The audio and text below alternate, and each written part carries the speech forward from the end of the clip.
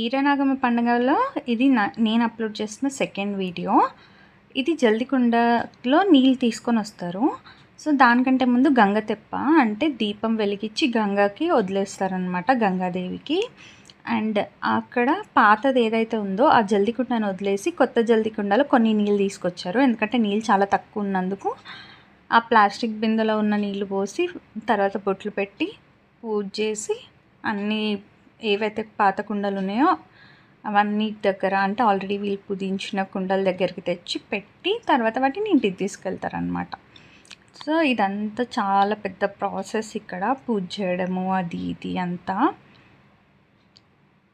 And ఈ జల్దికుండ ఎవరంటే వాళ్ళు ఎత్తుకోరు, ఇంటికి చాలా పెద్ద మనిషి, అంటే మా తాతలు ఎవ్వరు లేరు, ఇప్పుడు ప్రజెంట్ ఉన్నది ఈయనొక్క ఆయనే, ఈయననే ఎత్తుకుంటాడనమాట తాత. దాని తర్వాత మళ్ళీ ఆయనది వాళ్ళ కొడుకులు అట్లా వస్తుందన్నమాట. సో ఇక్కడ ఈరనాగమ్మ కుండ ఒకరు, నరసింహస్వామివి సామాన్లు కొందరు, నరసింహస్వామి కుండ కొందరు, అలా ఎవరు ఫాదర్స్ ఎత్తుకున్నారో వాళ్ళ పిల్లల పిల్లలు అలానే ఫాలో అవుతూ వస్తుందన్నమాట.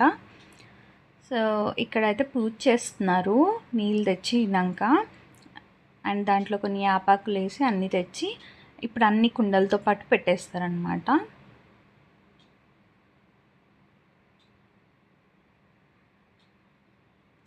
ఆ చిన్న చిన్న కుండలేమో పరశురాముని కుండ అట్లా అని చెప్పి ఎల్లమ్మ తల్లి ఫ్యామిలీకి చెందినవన్నమాట అవన్నీ.